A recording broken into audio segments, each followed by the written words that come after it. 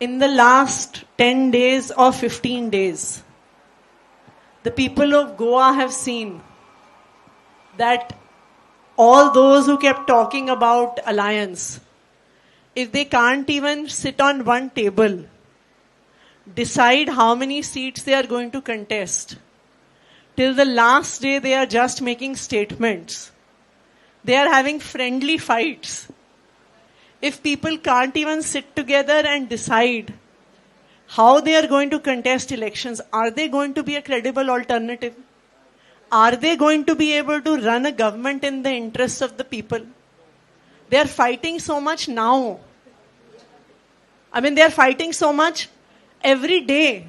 I've been following the news every day. Today we will decide. Today evening we will decide. Tomorrow morning. Every day the people of Goa would open the newspaper and think, yeah, aaj something will happen, but nothing did.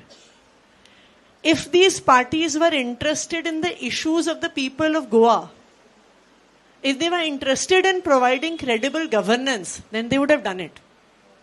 But they were just fighting about seats. Is that what we want?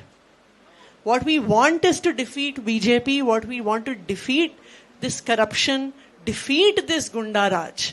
And I don't think that this so-called friendly fight alliance really has the ability to do it. I think the people of Goa have to come together.